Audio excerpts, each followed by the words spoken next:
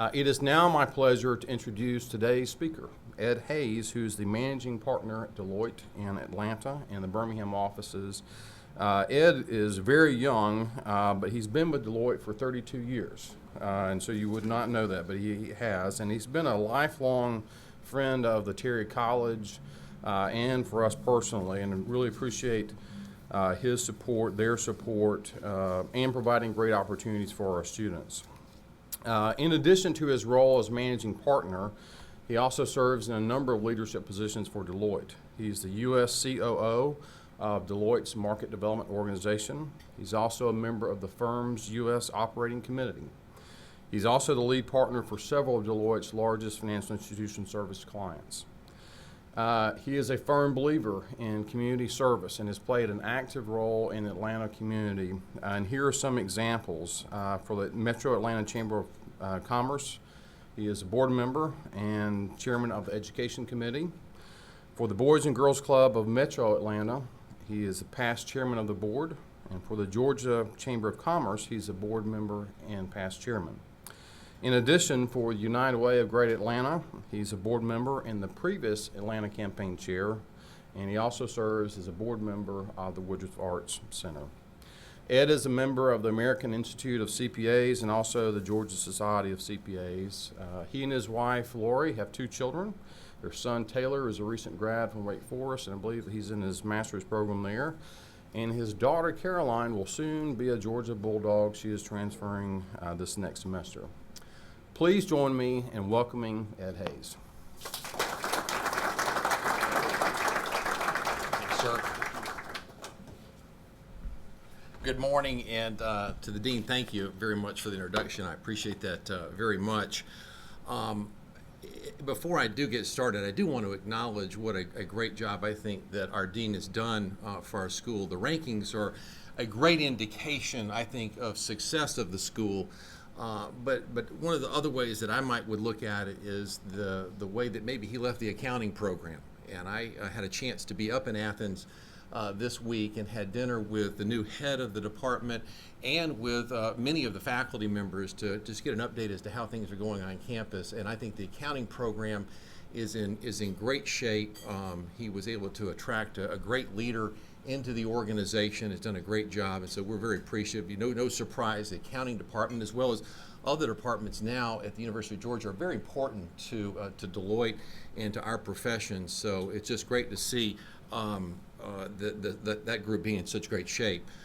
Speaking of age, and I'm not young anymore, but the youth that's in the faculty now is just amazing. It was great to see the energy and the enthusiasm of the group. I had a chance to see Correll Hall, lots of conversation and discussion about that. So it was a great time to be the dean of the business school at the University of Georgia.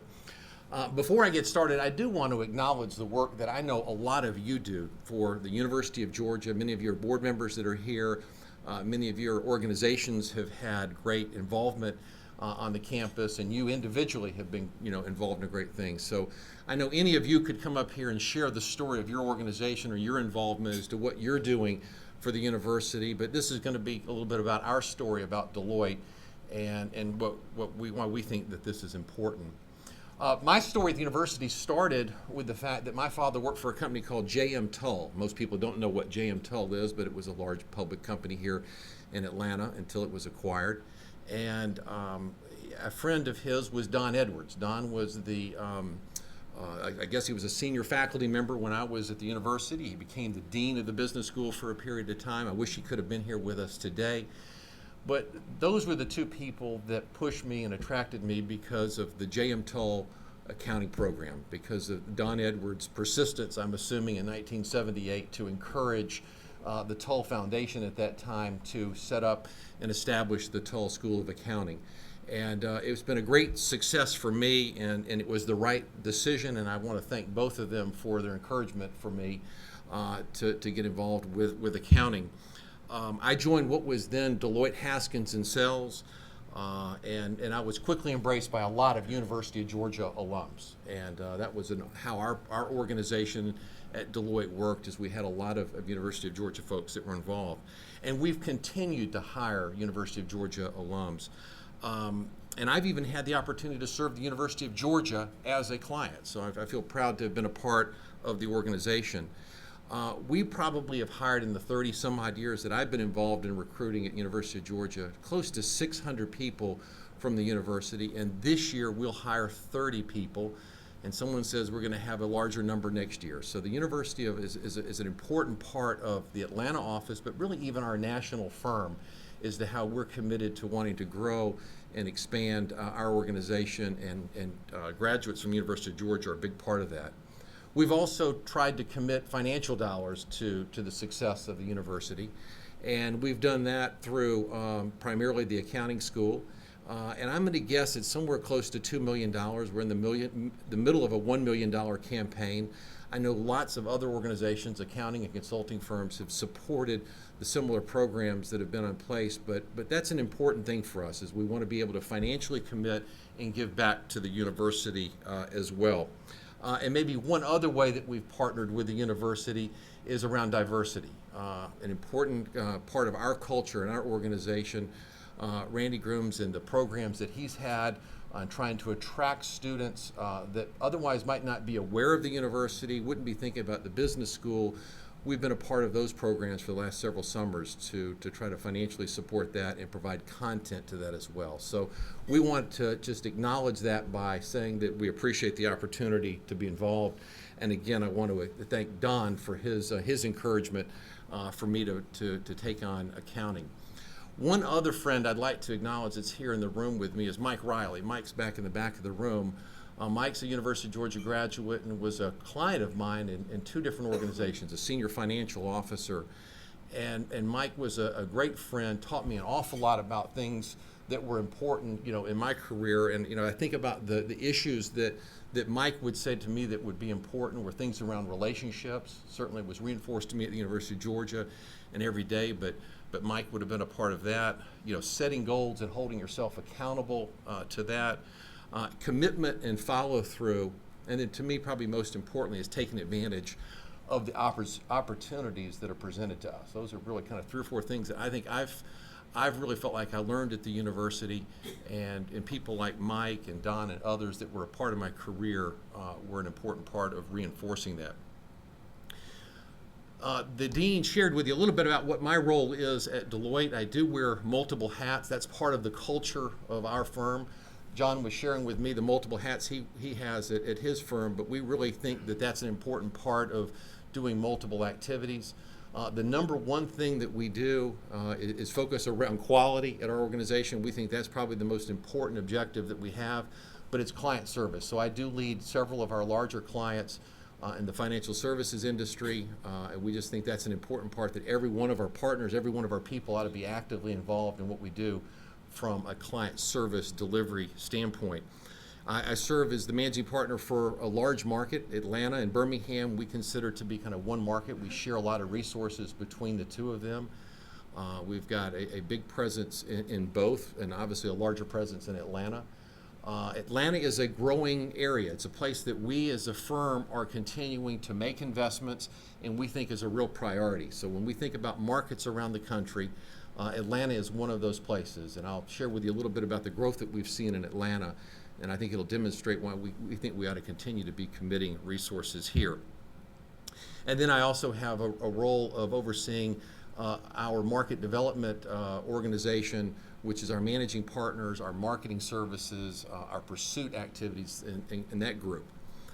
But what I'd like to do today is just to provide you an overview of Deloitte, what we're focused on, and really how we're evolving as a firm, and then share with you a little about an important issue to me, which is our education, our public school education. I think there's a great opportunity for all of us around public school education. A little bit about our Deloitte network, kind of our global network. We're several 100,000 people across the globe. We're in every country that you could think of. We list 154 countries that we're in. I think we serve, probably 80% of all the Fortune 500 companies. So we have a large network, and that's an important part of us being able to serve large organizations like yours around the globe. We audit. A lot of people think of us as an audit and tax firm, and we certainly do that, and it's a big part of what we do. We probably audit No surprise, there's big four firms. We audit about 1/4 of all the public companies in the world. And we provide consultative services really to everyone, but the other 75% may be a focus for us because there are certain services we can't provide to our audit clients. Our U.S. presence, we have about 70,000 people. Someone was mentioning, I guess it was about working in a large organization. We are a very large organization. An interesting fact is that we're going to hire 25,000 people this next year at Deloitte.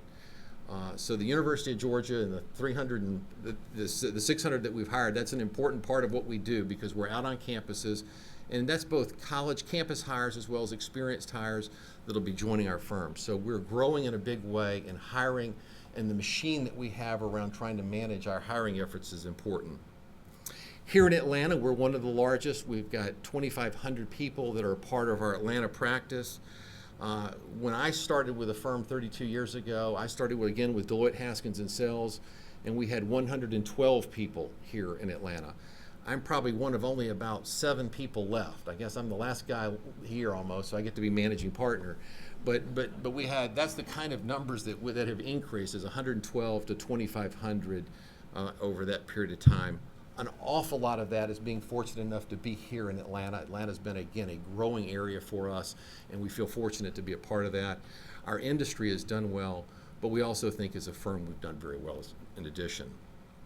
So again, what are the types of things that Deloitte does? As a professional services firm, again, it's audit, it's tax, it's consulting, it's financial advisory. Again, most people think of us often as being a firm that does audit and tax services and don't really appreciate all the consulting services, though probably 40% of what we do as a firm is consultative type services. A lot of specialty services around things like corporate finance, business valuations, mergers and acquisitions, data quality, data integrity, technology and strategy. And all of the things that we focus on are the things that are what's important to you as a group of clients. And so I just kind of listed out kind of the things I think that are going on in your industries right now that we're trying to be readied for and want to be able to serve you around. One is just the whole concept of global. Our organization and many of your organizations, the complexities of having a global business, the growth, the types of projects, the way technology spans the globe, there's lots of issues associated with that. So it's important that we're focused on being able to serve you in that manner. You know, other types of issues that we see are things like risk, governance, regulatory, no surprise around financial services types of businesses, lots of regulatory issues. IT and cybersecurity. I'm going to guess, I wasn't here last month when Senator Chambliss was here, but I'm going to guess he talked an awful lot about cybersecurity. I've heard him say it many times about the priority that is to the government and the amount of activity that's going on around that issue. But things like talent management, IT infrastructure, innovation, we'll talk a little bit about how we think about innovation, mergers, divestitures, pricing strategies, centers of excellence, shared services, even in some of the materials that I'll have out front for you today, topics around cognitive technology, how we automate things that really have never even been done before, not just what we're doing now, but what we're going to be doing in the future. So we do all these things very well, but I want to talk a little bit about how we're evolving and how we keep redefining ourselves. And one of the things I find interesting as I go down and visit parts of our businesses during the day is that we now, in the past 12 months, have bought a ping pong table, we own a foosball table, and we debate dress codes very often. So we would all be very well dressed here compared to, you know, some of the types of things that we've decided that are appropriate, you know, now in a professional services firm. We think an advantage that we have as a firm and as an organization, as an industry, is the fact of the amount of intellectual knowledge, intellectual property that we have as a result of a lot of, you know, service professionals all over the globe understanding businesses firsthand. And so the question is, how can we marry that kind of intellectual property and knowledge with technology? And so we think of innovation maybe in 4 buckets.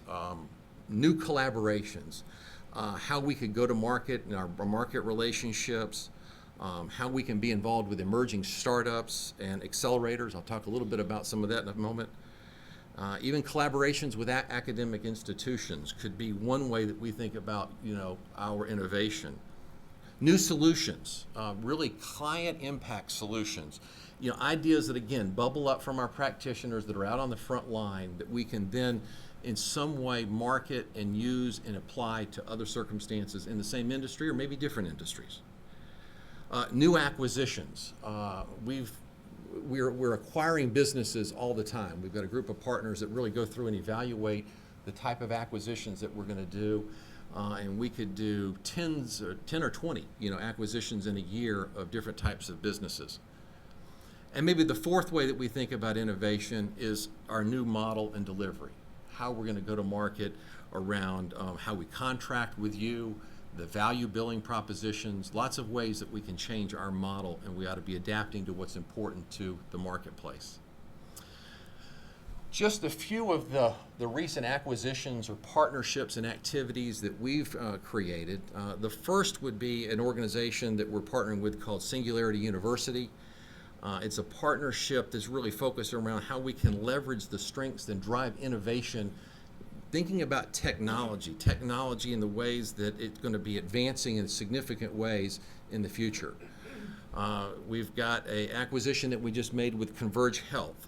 It's applied analytics solution business, models and collaborations that are focused around primarily the life science and healthcare industry. Burson was a recent acquisition that we made that's around research-based strategies that are focused primarily around human capital. Vigilant was a business that is involved in security monitoring, cyber threat intelligence. No surprise, it's growing in a significant way. McCall Partners is one that's somewhat local, headquartered in Charlotte, had a big presence here in Atlanta as well, as a corporate finance group. How we can get more involved in corporate finance and in businesses in the middle market transaction area. Then we created something called an iLab, Innovation Lab, that's located here in Atlanta. It's the only one. We've had it in Atlanta for about a year, and that's where we house our ping pong table and foosball table. Really, again, trying to take advantage of our intellectual knowledge and property and marrying that with technology.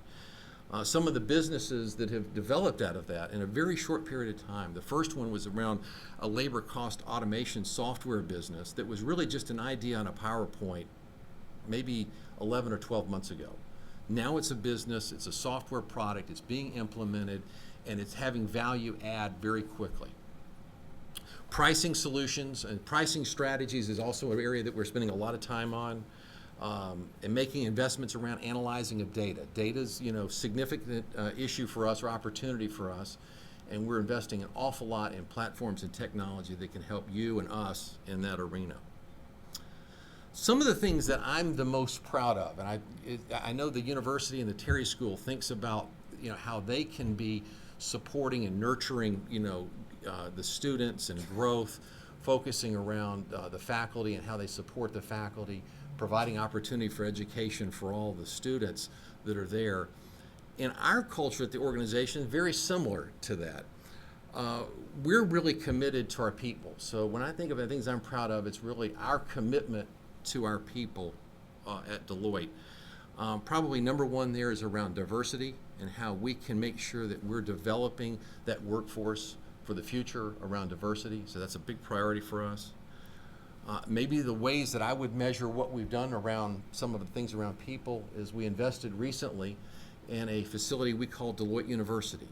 It's located in Dallas. It's about an 850-room hotel and conference facility that we built, and it's been a cultural changer for us. This is a facility that all of our people go to, lots of us several times a year, for training, for meetings, for activities, and it's been a kind of a central place in this now world of us all virtually working. We've got this central place that we kind of operate and think about as a place that we've all had a common learning experience out of.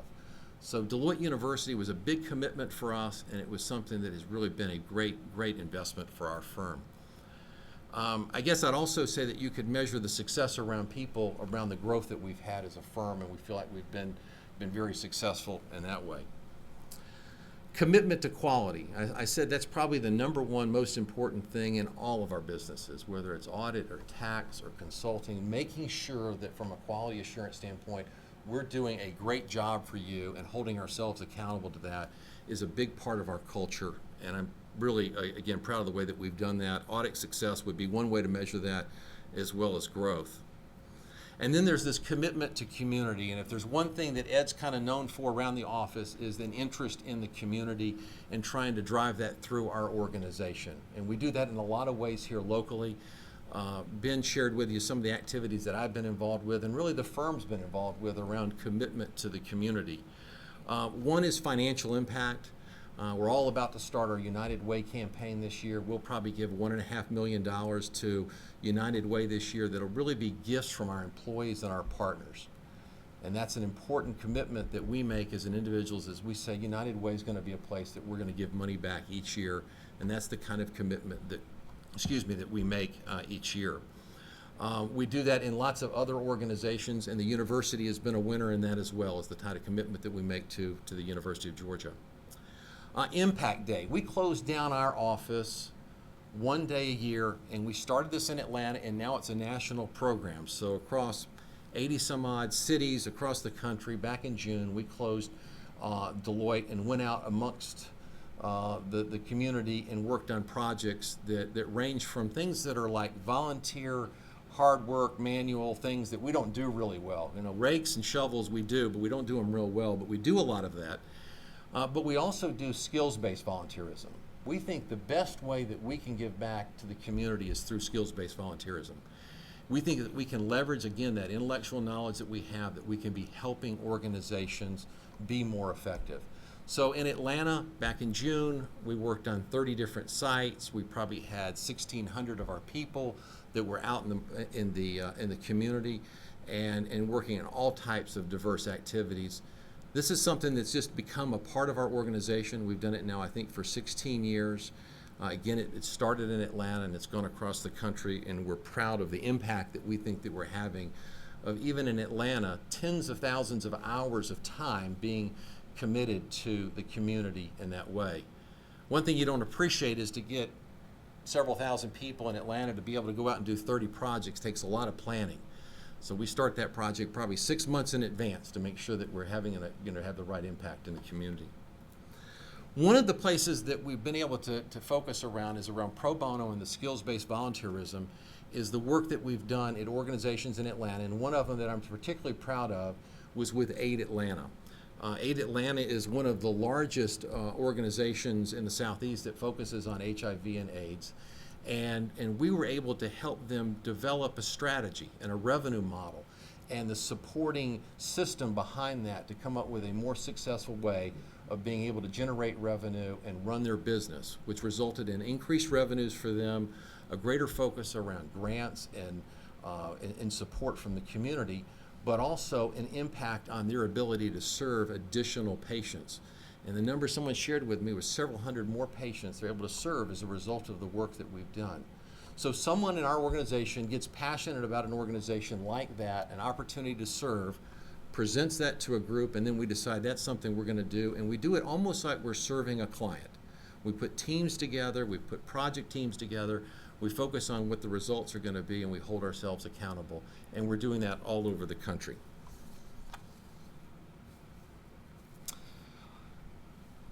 As business leaders, I think there's probably an agreement in the room of the importance of public education. Even today, when I looked at the front page of the Atlanta paper this morning, the battle continues to go on as it relates to the APS and the investigations that are going on. It makes the front page of the paper. It's a big issue for us. And I think it's something that the business community, that we as an organizations, the chambers can be involved with to have a significant impact. I don't think there's anything more important than a pipeline of really good, qualified employees to be able to join, the workforce, here in Atlanta and in our state. And I think the state, you have to thank the governor and the legislature and others before that have really created a really great pro-business environment here in Atlanta. We've been able to attract a lot of businesses as a result of things like income taxes that are low, the luck of good weather, here in the Southeast, but an environment that's really pro-business. And we think that's an important part of the mix, but we also know the importance of education. Companies make decisions around where they're going to come to Atlanta based upon education, and they want to make sure that there's a great workforce here. And so again, I think the business community really working through organizations like the Metro Atlanta Chamber, the Georgia Chamber, other organizations that are on the front lines focusing around things like education can really have an important impact. When you think about where does Georgia stack up from an education standpoint, we're really kind of middle of the pack. And I got a couple of statistics here around the points at which these things get measured in public schools, 4th grade, 8th grade, and where we are on graduation rates. In the 4th grade reading test, 34% of our children are at or above the proficiency rate. In the 8th grade, the number has fallen and it goes down to 29%. And then when you think about high school, in some ways it gets worse, that only about 2/3 historically of our high school students have graduated in 4 years, just 2/3. And then you get to college, and the number that are attending but not having the chance to graduate within even 6 years or ever is kind of an alarming number. And then the thoughts that how important that post-secondary degree is going to be in the future. Some people say half or 2/3 of the jobs are going to require that type of an education in the future. So it's an important issue for us.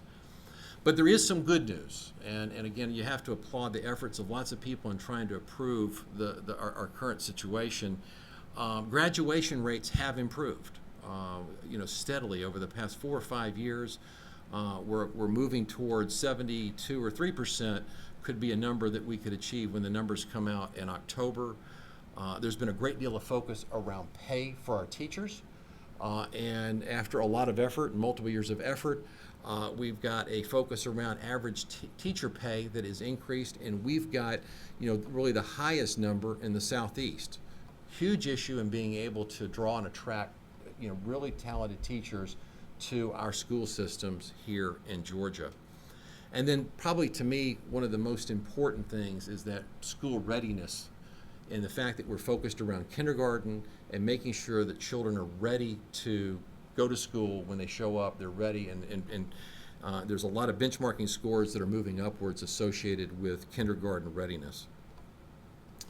So I think it's really kind of an imperative that we focus on this, and there's been a lot of effort put into it, but I think we need to continue the effort, and I think us as a business community can have a big role in this.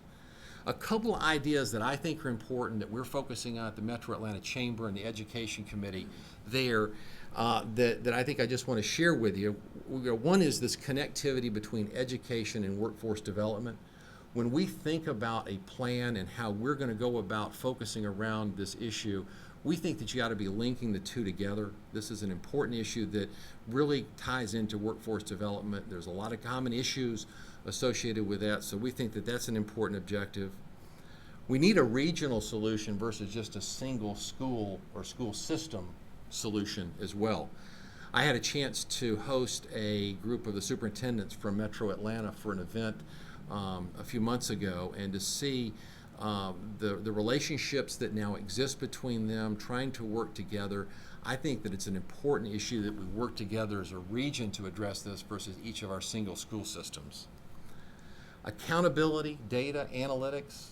We've obviously fought and worked our way through some of the issues associated with accountability on schools, but that is increasingly, I think, an important tool that we need to be using to manage our schools and to create information and data that we can help make adjustments to how we're working as an organization. And then maybe the last thing is dual enrollment. How can we create programs that have got students who are in high school or in college that are doing internships or workshops or some type of a program where they're already getting exposure to areas that they might be interested in. They're already working and trying to create an environment where they're doing both school and work at the same time. Probably would be a game changer as well. These things really could be all considered career accelerators. So a couple of things that Deloitte's doing, and I know lots of your organizations are probably involved, but I encourage you to kind of continue to think about ways to be involved. We're focused around principals, the principals in the school. and how we can help them. We have a program we call Courageous Principles. That is a program where we're trying to provide educational opportunities, and we do this on a national level and a local level. We've baked this into our Impact Day activities that we're doing as well, where we're inviting principals from all the school systems to come in and be a part of a curriculum that focuses around the types of issues in training and continuing education that they might not be getting, that we can help them to be more successful.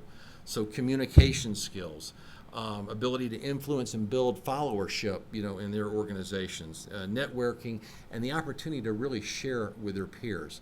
It's become a great program of ours in a very short period of time and a real priority.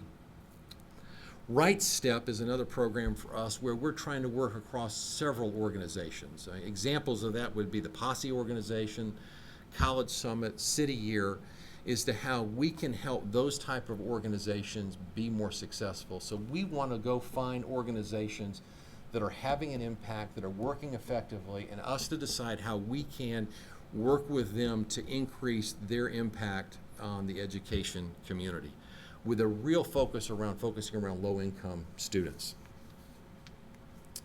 So we try to build all of these types of things that we do in the community into what we do from around pro bono, the skills-based volunteerism, and a focus around this in Impact Day and our workplace giving. So this is kind of one of our strategies. There's 2 or 3 things that we focus on as an organization in the community, and education would be number 1 on that list. So I think it's a real opportunity for us to take advantage of, and we could really have an impact there if we chose to. So my ask of you is to get involved. Look for ways to support organizations that are doing that. Look for ways to be involved in the community around education, because I think it's probably our number 1 issue, maybe second to transportation. So I want to thank you for the opportunity to share with you a little bit about Deloitte. We really are an organization that's changing and evolving.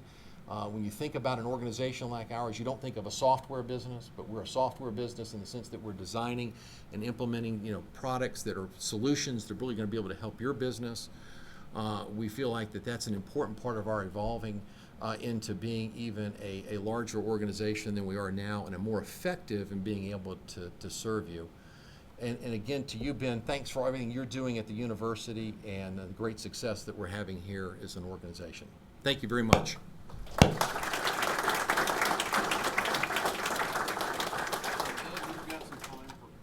Sure, I'll be glad to address any questions. And we have a microphone around somewhere, so if you'll wait to get the microphone, and we'll go from there. Thanks.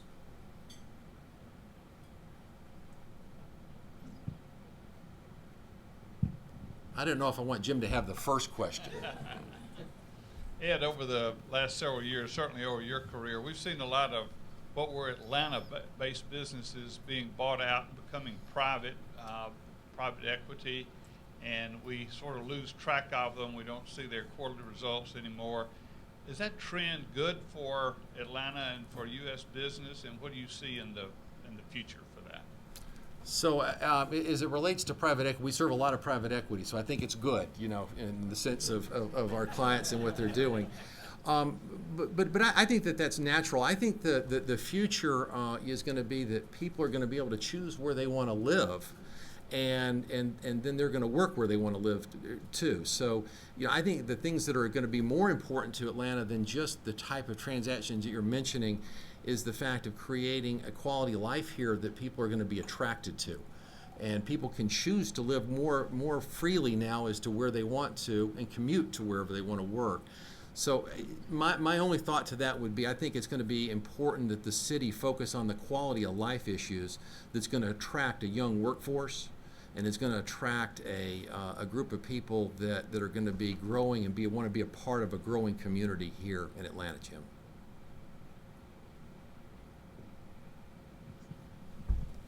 Hey there, Billy Scully from First Data Innovation Lab, actually. Okay. So thank you very much for coming and talking Sure. to us about everything that you guys are doing for, the country and just the small community here. Sure. My question to you is about your approach at your innovation lab. Who are you guys solving for? Are you solving for clients or clients' clients? What's your approach? So I think that what we're trying to do there is to really focusing on the client's objectives. and the issues that our people are seeing when they're working on clients. So we think that we're able to have, based upon the experiences out on the front line, we understand quickly what type of issues and where we might need to be investing. And so we're really trying to marry that with our resources that are out in the marketplace. So we're really trying to tie it into, the client in that case. Thank you. Yeah, sure.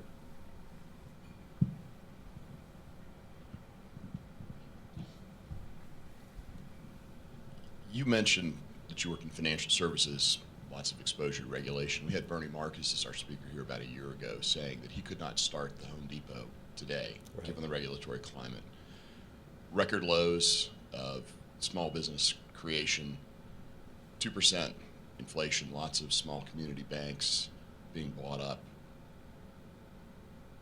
I'm wondering your opinion on, have we struck the right balance between regulation and free enterprise? Wow, that's a loaded question as it relates to that. My personal opinion is that there's an awful lot of regulation that really is a barrier and an additional cost for small businesses. So that would be my personal opinion about that. And so I've heard Bernie speak about the same topics before as well, and know what his opinions are. And I do think that there is a great deal of that has got to be impacting the excitement about starting your own business and having to deal with a lot of that. So that's about as much I could say about that. Anyone else? Okay, well, thank you very much. Again, I appreciate the opportunity of being here with you today. Okay, all right. Ed, let me present to you this red and black sculpture by Loretta Eby. It's documents that you were here on this date, and we really do appreciate all that you've done Great. for the Atlanta community and the University of Georgia. Thank you very much. much.